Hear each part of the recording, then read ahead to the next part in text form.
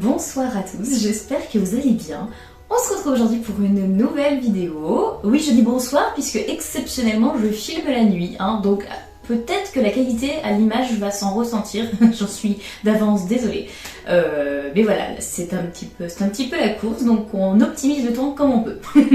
Voilà, bon, sinon j'espère que vous allez bien.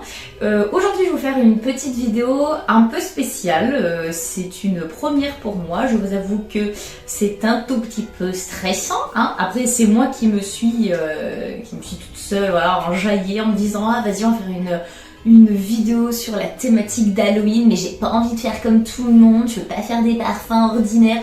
Non. Je me suis dit que ce serait une bonne idée de faire une vidéo sur les senteurs en fait qui rappellent un petit peu l'esprit d'Halloween. Alors vous voyez ce que je veux dire, donc des trucs pas communs, très clairement. Donc voilà, j'espère que ça vous plaira pour ce soir d'Halloween. Je suis stressée, donc je crois que ça se voit.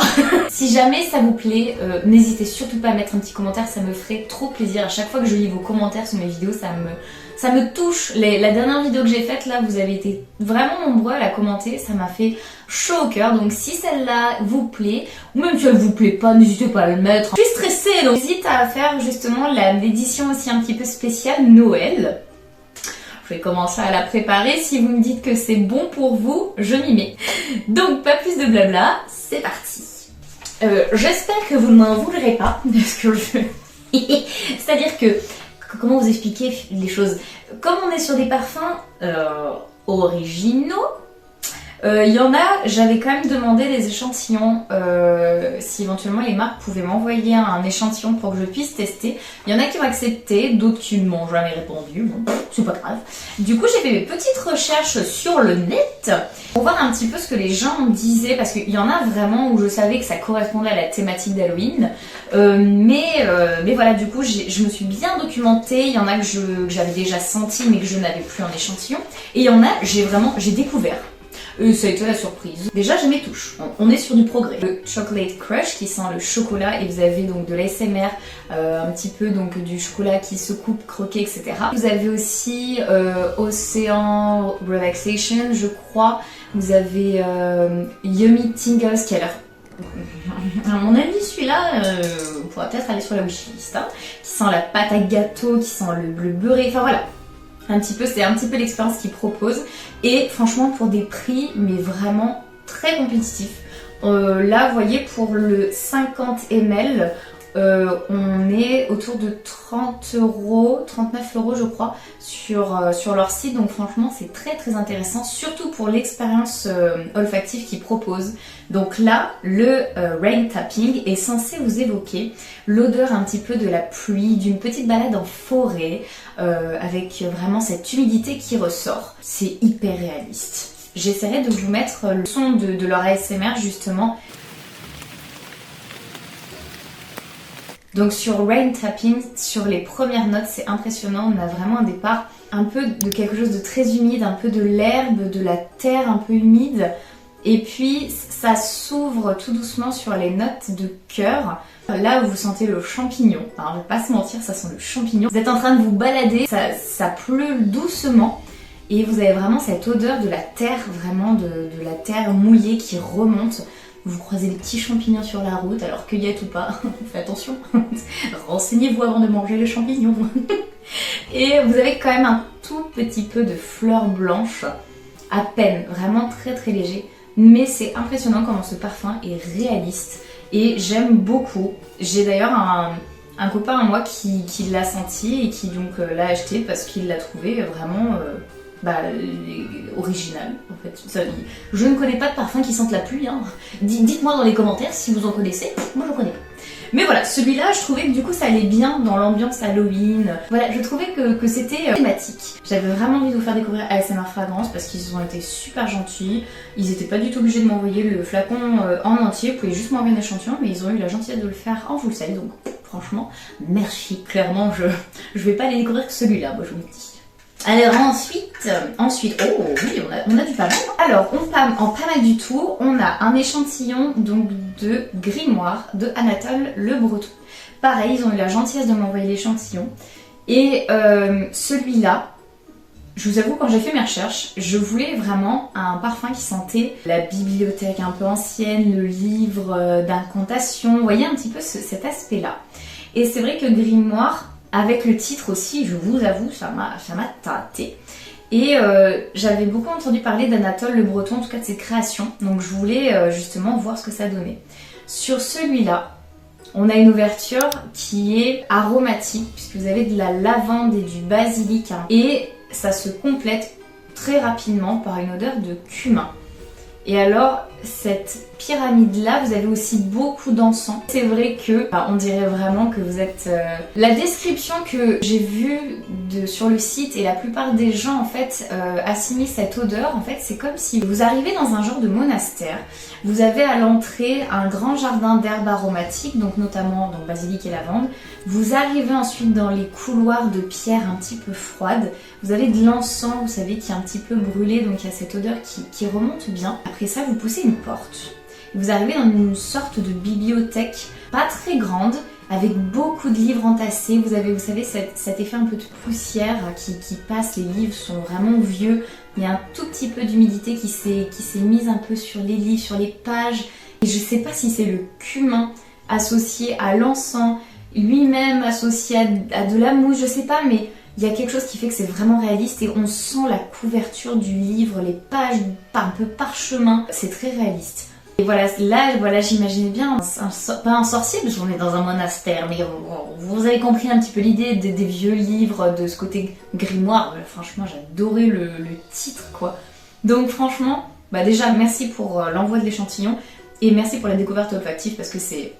Voilà, ça c'est pas des parfums qu'on a l'habitude de sentir, ça sort un peu de la zone de confort, du sucré vanillé, etc. Même si c'est très bien, je suis la première à foncer sur un parfum sucré vanillé, mais je suis contente de découvrir justement des choses un peu qui sortent de l'ordinaire, donc pas mal.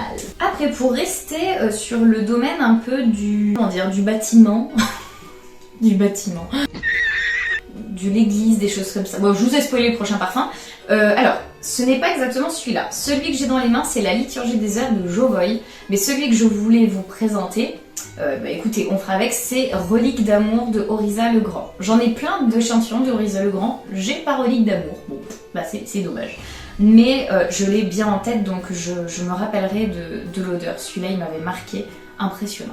Relique d'amour, pour vous donner un petit peu pour vous poser un peu le décor, c'est comme si vous étiez dans une forêt de pins, vous marchez, ça craque un petit peu sous vos pieds, il pleut mais vraiment à peine, je dirais plus que c'est une petite brume dans l'après-midi, et au loin vous apercevez une petite chapelle complètement abandonnée, et vous passez un petit peu le seuil de la porte, vous arrivez dans une chapelle qui est pas très grande, une petite chapelle assez intimiste, avec cette pierre qui est quand même très froide, on sent que l'humidité s'est un petit peu condensée dans cette chapelle. Ce que je vous raconte, c'est vraiment l'évolution du parfum tel que je l'ai ressenti quand je l'ai senti. Et tout d'un coup, sur le fond, vous avez une note un peu de chaleur, je ne sais pas comment vous expliquer. En fait, si vous arriviez dans la chapelle et il y a un rayon de soleil qui traverse les vitraux et vous vous rendez compte qu'il y a justement un bouquet de lys sur l'autel et qui dégage tout de suite son odeur. Vous vous rendez compte que les bois, en fait, le bois des bancs a été ciré et ça sent. Et en fait, il y a vraiment ce côté-là qui se développe. C'est magnifique, je vous jure. Celui-là, j'avais été impressionnée par la direction qu'il prenait, l'évolution du parfum, l'histoire en fait qu'il racontait. Celui-là, c'est celui qui m'a le plus marqué. Je l'avais adoré. Je vous en conviens que c'est pas un parfum très facile à porter. C'est des odeurs quand même d'église, d'encens, un peu comme je vous dis pierre froide. Il y a du lys, donc ça contraste un peu, mais c'est pas évident. Mais qu'est-ce qu'il était beau! Et comme je l'ai pas, j'ai compensé avec la Liturgie des heures, qui est un parfum donc une création de chez Jovoy, qui a un tout petit peu ce côté de Orisa Legrand, alors un tout petit peu moins comme je vous l'ai raconté. Là, on a l'impression d'être plus dans une église un peu plus chaleureuse, on dirait qu'il y a un peu du monde, il y a un côté un peu plus encens, moins froid. Je trouve qu'il est moins froid que Relique d'amour, très joli aussi. Il y a un côté assez rassurant, un peu mystérieux quand même. Relique d'amour de Orisa Legrand ou la Liturgie des heures de Jovoy, ça peut être une très très bonne idée. Celui-là, Alors, il s'agit pour le prochain de Black Phantom de Kilian. Alors là, je vais laisser parler vraiment mon imagination parce que à toutes les personnes à qui j'en ai parlé, personne n'est d'accord avec moi. Donc je vais vous donner ma version, voilà. Alors, Black Phantom de Kilian, alors forcément c'est un parfum, comment dire, un peu contrasté. Pour moi c'est un peu particulier. Parce que donc il y a tout de suite une ouverture de café, vraiment voilà, un café assez amer, qui est suivi par un chocolat très amer également. C'est même, je dirais, presque de la poudre un peu de chocolat amer. Et on dirait qu'il y a une petite amande un peu qui essaie de dire coucou, je suis là dans la pyramide du parfum. Mais c'est une amande un petit peu traître. Je sais pas comment vous expliquer. Je crois que c'est parce que je l'ai lu quelque part. Il me semble que Kilian Hennessy, le créateur donc, de la marque Kilian, avait dit que dans ce parfum, il avait voulu y ajouter une amande amère, mais avec un petit peu cette odeur un peu empoisonnée, un peu poison. Une amande amère, vous savez, style cyanure. Et je sais pas pourquoi, du coup, je l'ai associé à une histoire en sentant ce parfum. Je finis juste avec la pyramide parce que du coup, je l'ai en tête. Donc, café, chocolat pour moi, très amer. Évidemment, on sent le rhum, énormément le rhum, très très bousy, très collant, enfin très... Voilà, il est opulent ce rhum. Et vous avez un peu de vétiver qui apporte ce côté un peu plus sec, terreux. Et donc ce parfum, moi il me fait penser à un bateau pirate, un corsaire vraiment, un peu maudit, un peu comme dans Pirates des Caraïbes finalement. Est-ce que Black Phantom, Black Pearl, je ne sais pas, peut-être que c'est une piste. Mais donc ce que ça m'évoque, c'est vraiment un corsaire la nuit. Vous avez la lune, vraiment la pleine lune qui éclaire la mer, qui est légèrement, elle est un peu houleuse mais elle n'est pas déchaînée. Et vous avez ce bateau avec ses voiles qui craquent. Et vous avez un pirate qui descend dans les cales du bateau. Vous avez tous ces barriques de rhum, ça suinte presque un peu, ça a coulé partout, ça colle sur le sol et on sent vraiment le rhum. Vous avez au fond les épices qui ont été entassées. Vous avez du café en poudre, il y en a partout, il y en a au sol. Ça se mélange avec ce rhum, ça se mélange aussi avec du cacao, des fèves de cacao qui sont pas du tout sucrées, qui ont vraiment cet aspect brut. Et du coup, le côté amande, cyanure, poison me fait un peu penser à une genre de malédiction. Comme si ce butin un peu gourmand était empoisonné ou était maudit. Et je le vois comme ça. Et c'est vrai que quand j'ai raconté cette version aux personnes qui sont autour de moi, elles m'ont tous regardé en disant « Ah ouais, bon bah... » Non, moi je sens pas ça. Donc bon, vous ferez votre propre analyse si vous avez l'occasion de le sentir. Mais voilà, moi, ce que ça m'évoque. Alors maintenant je prends mes petites notes parce que je n'ai pas tout très très en tête. Alors forcément il y a un parfum qui m'a tout de suite fait penser... disons que l'animal m'a fait penser à Halloween et je me suis dit, bah tiens, ça pourrait être une idée. C'est Bat de Zoologist Perfume. Zoologist Perfume, pour ceux qui ne connaissent pas, c'est vraiment une marque de parfum de niche qui est vraiment centrée sur le règne animal, les odeurs qu'on peut associer à certains animaux. C'est imagé, c'est autour de ça, c'est impressionnant. Vous avez senteur, je crois, souris, vous avez camel, donc chameau, et forcément, vous avez chauve-souris, donc bat en anglais. Je me disais que forcément chauve-souris, Halloween, bon, c'est thématique. Et celui-là, il est, comme tous ces parfums que je suis en train de citer, très original. Celui-là, on a vraiment des notes de tête sur de la terre, de la goyave, du fruit de la passion, donc ça doit donner une ouverture quand même assez particulière. J'ai lu que des gens vraiment avaient cette impression de terre et puis tout d'un coup de fruits un peu trop mûrs, comme de la banane écrasée sur de la pierre, sur de la roche, donc vraiment quelque chose de minéral. Et ensuite en note de cœur, donc des notes minérales, de l'encens, du foin. Et en note de fond, vétiver, cuir et note animale. Donc on sent l'évolution du parfum, on a presque un peu l'impression de se rapprocher de la chauve-souris. Il y a comme un peu comme si en fait on faisait une exploration. Enfin, moi c'est du coup, quand je vois les notes comme ça, je me dis que le parfum doit avoir cette évolution et c'est un peu ce que j'ai trouvé. c'est que c'est vraiment un parfum où on démarre avec des notes de fruits, donc comme si on avait repéré les fruits que la chauve-souris avait mangés et qu'elle avait laissé traîner là. Ils sont presque en décomposition, c'est souvent ce qui ressort, c'est des fruits trop mûrs, ils sont là depuis un moment. Et puis tout d'un coup, vous avez cette odeur donc de grotte, très humide qui se développe.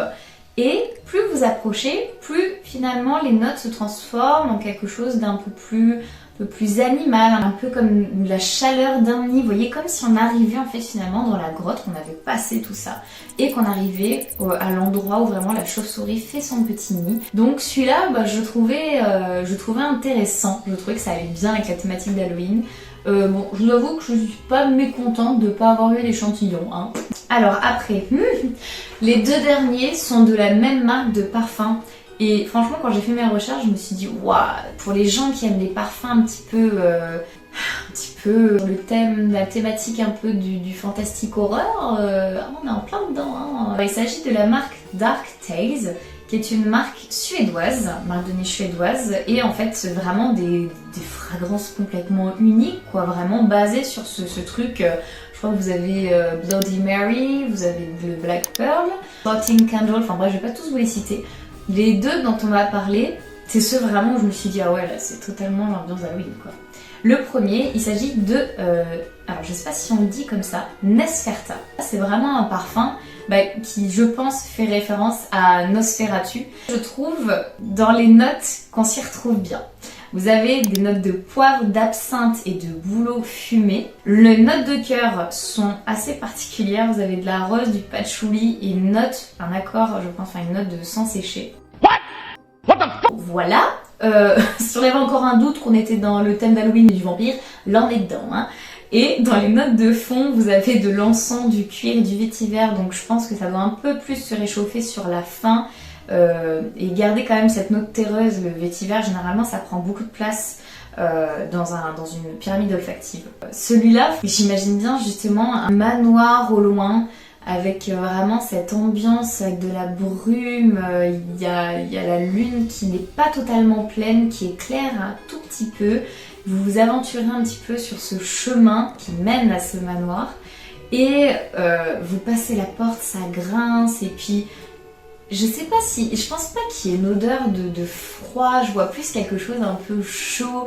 Vous arrivez un peu dans un salon et je sais pas après quelle vision vous avez justement du vampire. Est-ce que vous voyez vraiment quelqu'un de solitaire dans sa crypte, vraiment très froide, ou est-ce que vous imaginez quelqu'un qui essaye de donner une apparence un peu de conte, vous voyez, et en fait qui est vampire? Alors, je ne sais pas, alors dites-moi ce que vous en pensez.